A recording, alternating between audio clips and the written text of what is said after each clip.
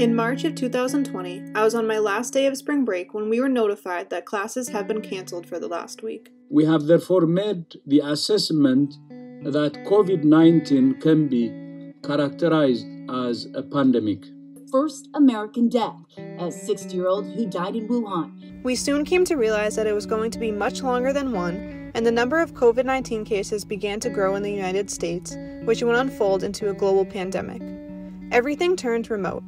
Jobs, school, meetings, you name it. As a class project that semester, I started this video, documenting the pandemic as it was evolving in my life. When I first began, I thought that one video would be sufficient, with a time frame of March to May. The 1-week freeze turned out to be just the start of something much bigger. Since I made the first segment, the pandemic has unraveled in ways I never could have imagined. But this last year proved to be more than that. From the deadly pandemic to a worldwide movement for racial justice, the past year had its fair share of life-changing events that I didn't want to leave undocumented. And by doing what I love, it has kept a sense of normalcy in me, so here is what I hope we will remember.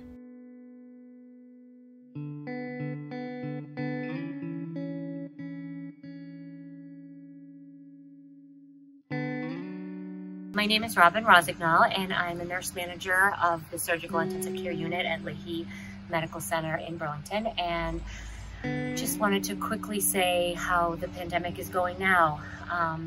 We're about 4 months in, past our first patient. I would say that the morale is a little higher. I think the anxiety is still very high. Nurses and providers are very nervous about the second lapse coming in, which could be worse than the first. We still have patients testing positive. We're still wearing full PPE to make sure we're all protected.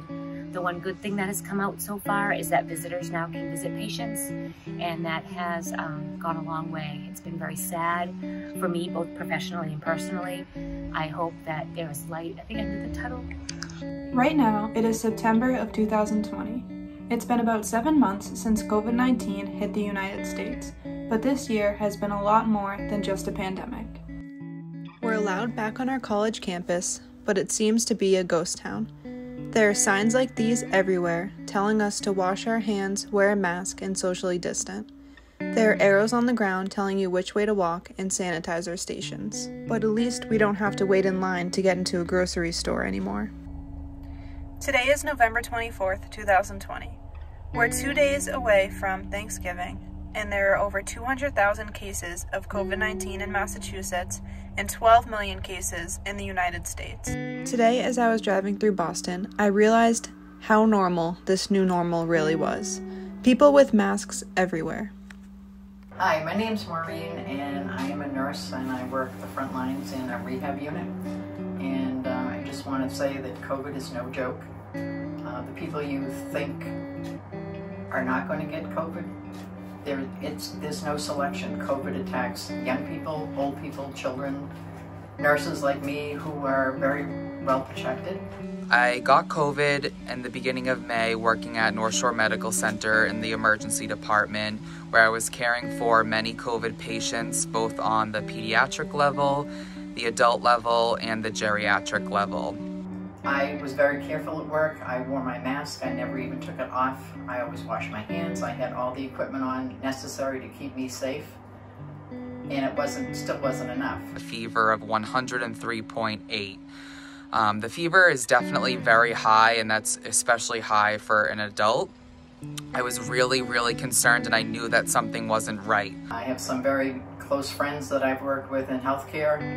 One girl, she tested positive for COVID, had no symptoms.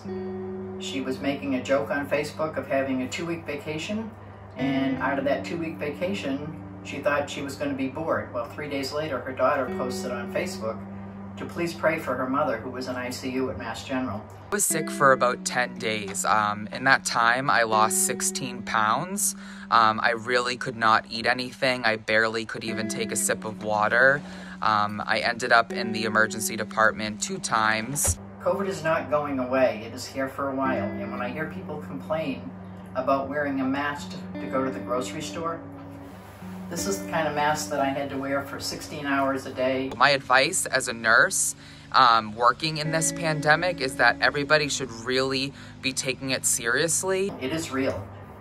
hand washing, wearing the mask, doing whatever you're told, and keeping social distancing is going to probably help quiet it down, but it's not going to quiet down for a long time. Those in the healthcare system have been working so hard to take care of us that I think we forget we have to take care of them too. You can see all those cars there lined up with people hoping to get a COVID-19 test after possible exposure over the holiday weekend. On January 7th, there were over 7,000 new cases, making it a single record day high after the holidays. I understand that people wanted to gather and see their family that they haven't seen in a while, but then I think about the people who have lost their loved ones to this pandemic this last year. Today is January 25th, 2021. Today is my first day of classes of my last semester at Westfield State University. If someone told me this is how I would end my college experience, I don't think I would have believed them. But I try to remind myself that we're all in the same storm, but we're not all in the same boat. Today is February 5th, 2021, and as of today, there are more vaccinated Americans than positive cases.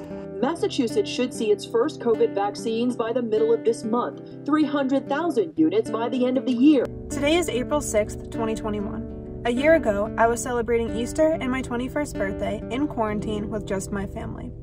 Guidelines were strict, cases were rising, and Americans were scrambling for masks. Today, I just received my second shot of the COVID-19 vaccine, and the CDC director just announced that hospitalizations among seniors in America have decreased more than 50%. Currently, our hospital has seen a drastic drop in COVID cases that require ICU level of care, but with the new strains, we're all on high alert. I think that finding the positive in a year that's been so hard isn't something everyone looks for, but it's definitely there.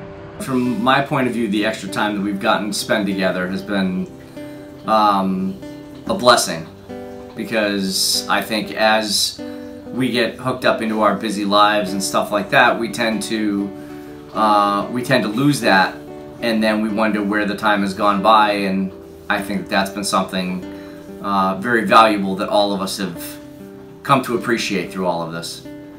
Yeah, this last year was tough, but I tried something new like camping. I saw more sunsets, I got to spend more time with my dog, and I was thankful that everyone in my family stayed healthy. Because life is short.